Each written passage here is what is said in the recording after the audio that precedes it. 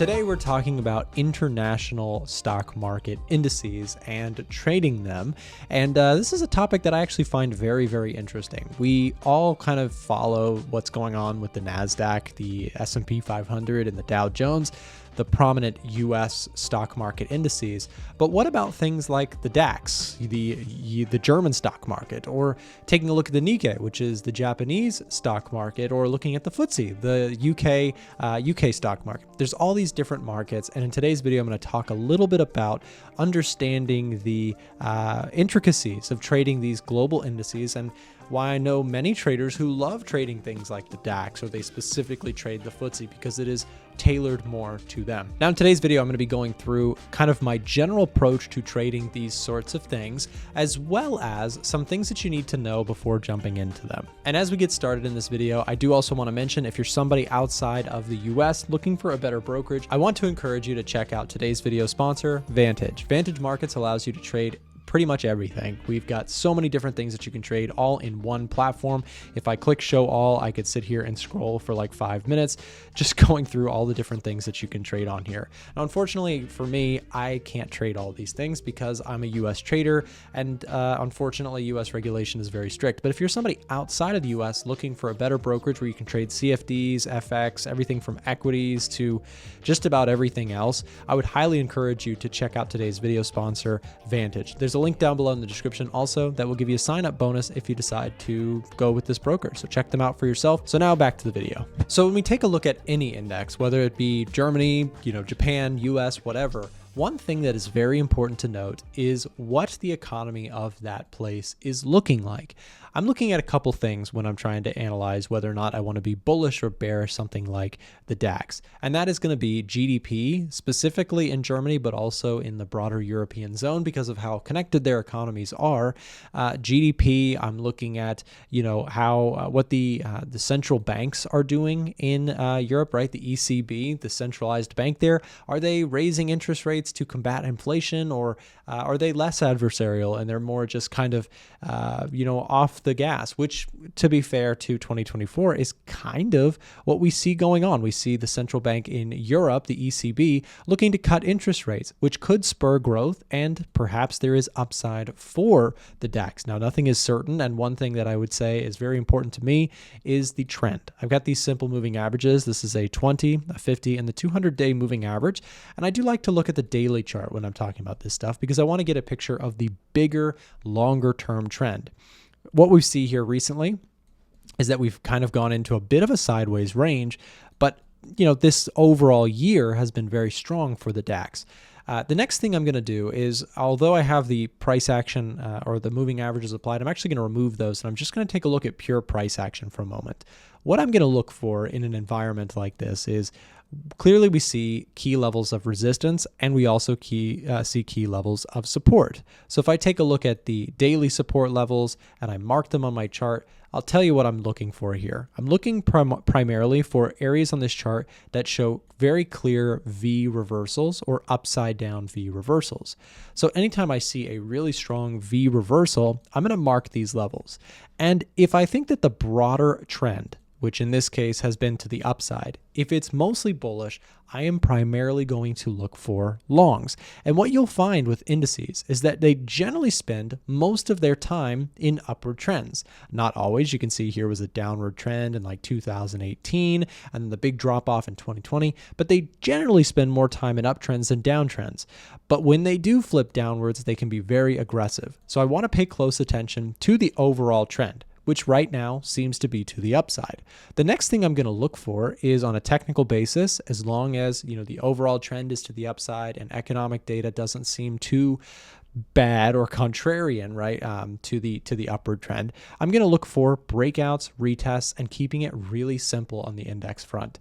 When it comes to trading indices, the reason I love trading them so much is because of the simple nature of, the last several years, they've trended very, very well. When they are trending, they typically keep trending. And when they reverse, they oftentimes reverse pretty hard. So I like that from that perspective. So I'm looking for the opportunity to either buy dips if we do see a discount, or I'm looking to buy breakouts on a proper retest of broken resistance. And I'm really keeping it that simple on the indices, whether I'm trading US or global indices. This is my approach to how I like to trade them. As long as the macro environment, meaning specifically economic growth, the global economy, and in the case of the DAX, the European economy looks pretty good, we see an upward trend, I'm looking for simple technical pullbacks. And the next part for my personal approach to this is risking small per trade, accepting that I may not get it right on my first entry. So if price comes down and I enter this trade, that's great. But what if it had kept going? I may try again at a deeper level that I like a lot more, and I may have a couple attempts with stop losses below structure. Now we can also take a look at another market which has not been so promising, which has been China. And what we've seen out of China is, especially in recent times with the election coming closer here at the time of recording this video, there's uncertainties what a potential re-election of Donald Trump could do to the global situation, specifically with Taiwan and China. In 2018, we saw a lot of volatility in the Chinese market as well as the US markets off of Trump's kind of hard take on China, his trade war, which caused some serious concern about trade globally, specifically with the second biggest economy in the world, that is China. And you can see the Chinese stock market has not been super impressive recently.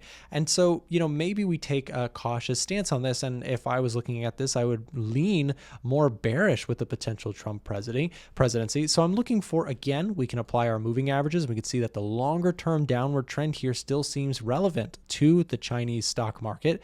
And unless we see something change drastically, the fundamental outlook for me is a little concerning. So maybe I'm looking primarily for sell setups on this, and we can repeat the function that we did on the DAX. So I'm going to be on the daily chart for a second here. Let's remove our moving averages for a moment.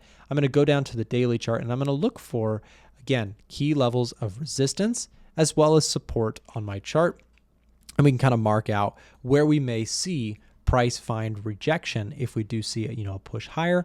And in this case, also another pretty clear level that I see, at least when looking at the Chinese stock market here, is this level of support here, which maybe a signal for me here would be a break below this level. And a retest could offer a continued downward trend as uncertainties are still brewing with the Chinese and US situation. Now, again, we can repeat the process this time with the Nikkei, which is another one that I personally like to trade a lot. So if I take a look at the Japanese stock market, it's been in a pretty strong upward trend recently. But this one's a little cautious for me because Japanese growth has not been very impressive in recent years. In fact, their GDP growth has been not impressive at all. Japan faces kind of a population decline problem.